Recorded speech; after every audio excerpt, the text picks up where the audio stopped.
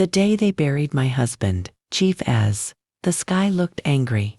The clouds were heavy, dark like smoke, and the wind kept blowing dust into my eyes.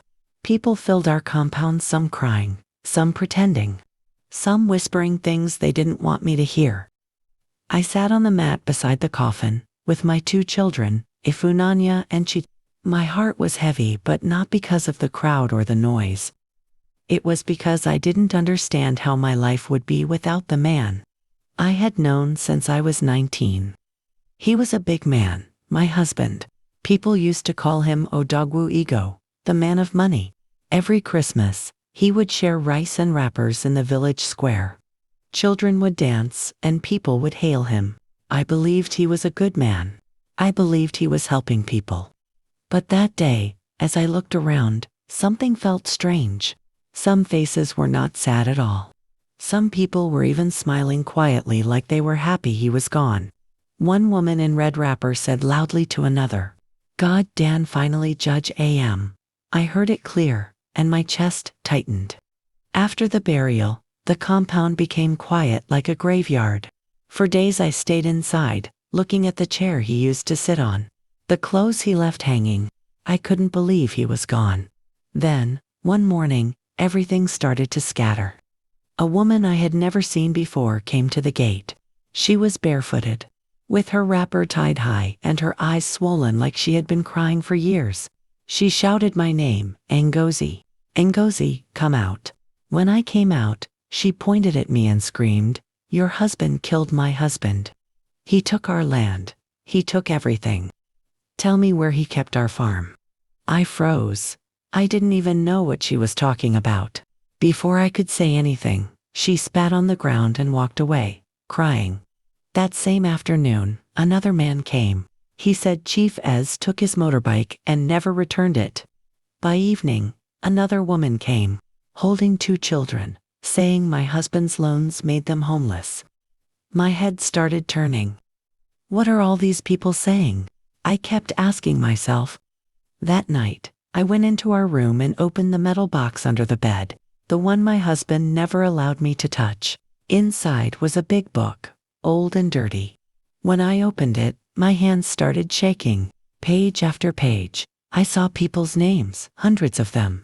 Beside each name, amounts of money, and some had red marks that said, seized or dead. I sat on the floor, crying till morning.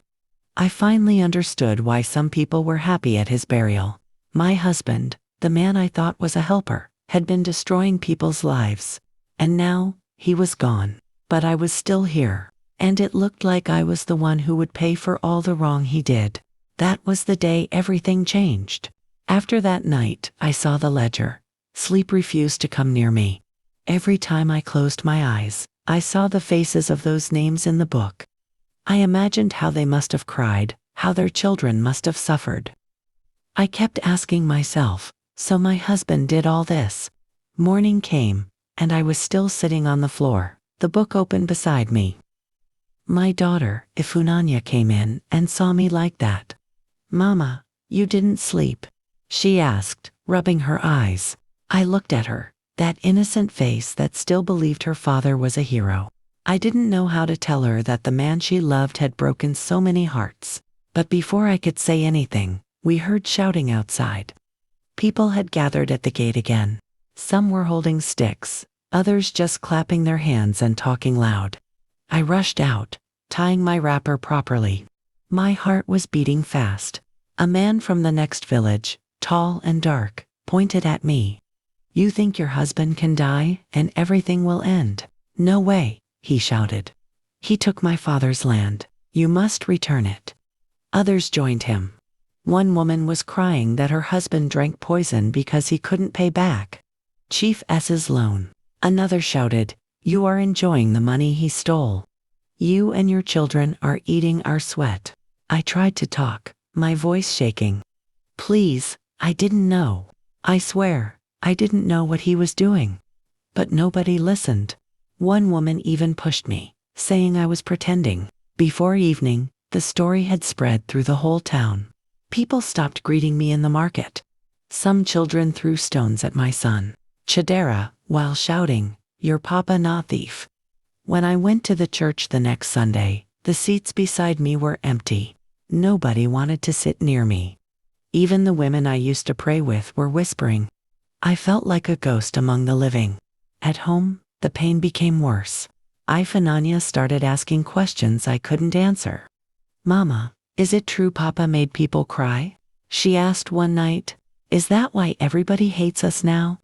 I tried to explain, but tears filled my throat. How could I tell her the truth? Days turned to weeks, and the anger in the village kept growing. One evening, I came back from the market and found my small shop burning. Fire everywhere. I screamed and ran, but it was too late. The only business I had, gone in minutes. I sat on the ground, crying till my wrapper was soaked. People just stood and watched. Nobody came close. Not even to pour water. That night, I knew my husband's shadow was still walking on this earth, and it was chasing me. I thought the fire that burnt my shop was the worst thing that could happen to me, but I was wrong.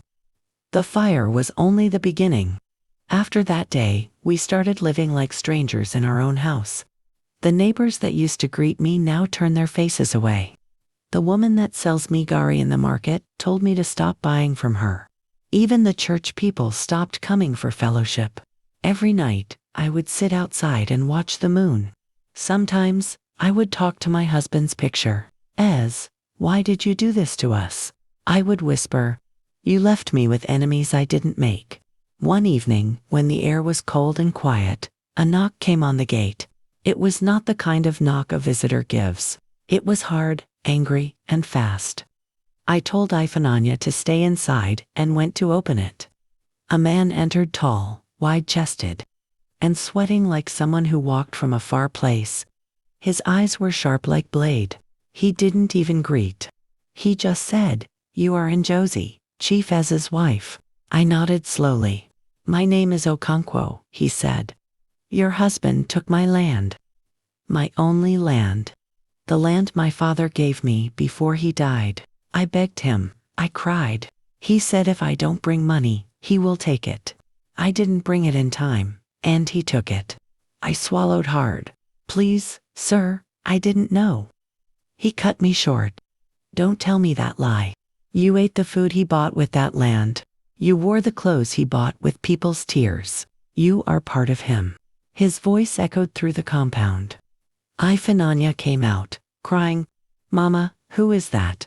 she asked, holding my hand tight. I turned to Ok. "Please, my children are innocent. Don't shout at them. I will find a way to help you." He looked at me for a long time, his jaw tight. "Help me," he repeated slowly. "Can you give me back my father's land? Can you bring back the years we suffered?" I kept quiet. Tears rolled down my face. He looked around one last time, then said, "You will never have peace until you return what belongs to others." Then he left. That night, I couldn't sleep. His words followed me like shadow. I kept hearing his voice, "You will never have peace." Even Chidera, my small boy, started asking, "Mama, are we bad people?" I hugged him and said no, but inside me, I wasn't sure anymore. Because maybe we were paying for the bad things his father did. That was the night I decided I couldn't keep hiding. If my husband destroyed lives, I would try to fix them, one by one, even if it meant losing everything. After that night when Okonkwo came, my spirit didn't rest again. His words followed me like shadow. "You will never have peace until you return what belongs to others." Every time I closed my eyes, I saw faces of people my husband had hurt. I saw Mama Ibuka crying. I saw Okonkwo holding the picture of his land. I saw hungry children. I couldn't continue living like that. One morning, I tied my wrapper firm, carried the old ledger in a black nylon bag, and told Ifunanya, my daughter, "I am going to make things right." She looked at me with surprise. "Mama, what do you mean?" I smiled weakly. "Your father planted pain everywhere. If I don't uproot it, that pain will grow and swallow us too." That day, I started my journey. I went from one compound to another, begging, explaining, returning whatever I could. Some people chased me away. Some shouted, some cried. The first person I visited was Mama Ibu, the woman who had shouted at my gate that day. When she saw me, she hissed and turned her face away. Mama Ibuka, please, I said softly, kneeling down on the red sand. I know I cannot bring back your husband, but I am sorry for everything my husband did. Please forgive me. She looked at me long and hard. Then tears filled her eyes. Do you know how many nights I slept outside because of him? She asked. I nodded. I can't change the past, but maybe I can help the future. I brought out some money. Small, but all I had left. Please use it for your children. She hesitated, then took it slowly. God will see your heart, she said quietly. That was the first time in months that somebody spoke kindly to me. From there, I went to another man who said my husband seized his grinding machine. I found where the machine was kept in our store and gave it back. The man was shocked. You mean you carried this heavy thing all the way here? He asked. I nodded. He smiled faintly. May God forgive the dead, he said. Bit by bit, I started seeing small peace. Not much, but enough to help me sleep at night. At home, Ifunanya began to understand what I was doing. She started helping me write names and amounts in a new notebook. Mama, let's call this One Piece book, she said one evening. I smiled. For the first time in a long while, my heart felt light. But peace has a price. I had sold most of our land and gold to settle those debts. There was almost nothing left. Yet, when I lay down at night and looked at my children sleeping, I told myself this is how healing starts. You lose things, but you gain peace, and peace, to me, was worth more than all the money in the world. Months passed like that. I kept visiting people, returning what I could, apologizing where I couldn't. Some people forgave me quickly, some never did. But I didn't stop, even when people mocked me. I told myself, if peace was easy, it wouldn't be called peace. By now, I had sold almost everything, the cars, the extra land, even the jewelry my husband gave me on our wedding anniversary. The big house that used to be full of people became quiet. Only me, Ifunanya, and Chidera remained. But at least, the angry faces stopped coming to the gate. Then something happened that changed everything. One afternoon, Okonkwo, the man who had once shouted at me and cursed me, came back. This time, he wasn't angry. He stood quietly at the gate and called, Madam Inj. My heart jumped. I came out slowly. Good afternoon, sir, I greeted. He nodded. I heard you've been helping people. I heard you even sold your husband's properties to pay those he hurt. I lowered my head. I am only trying to do what is right, I said. He sighed. You know, that day I shouted at you, I was full of pain. But now, I see you are not like your husband. He stretched out his hand. I looked at it for a second before shaking it. For the first time since my husband died, I felt free. When he left, I sat down under the mango tree and cried. Not the kind of tears that burn your eyes, but the kind that wash away pain. Later that evening, Ifunanya came to sit beside me. She held my hand and said, Mama, I'm proud of you. Those words filled me like sunshine. A week later, she started helping at the church youth center, teaching small girls to be honest and hardworking. Chidera too began to smile again. One day, he drew a picture of his father, placed it on the table, and said, Mama, maybe Papa is sorry now. I looked at that drawing for a long time. It was simple, just a man with sad eyes, but it said everything. That night, when everyone was asleep, I walked quietly to my husband's grave. The moon was bright and the wind was soft. I knelt down and touched the cold cement. I whispered, you left me to clean what you destroyed. It was not easy, but I did it. Not for you, but for peace. I stayed there until the first drop of rain touched my face. It felt different, not heavy, not angry, just calm.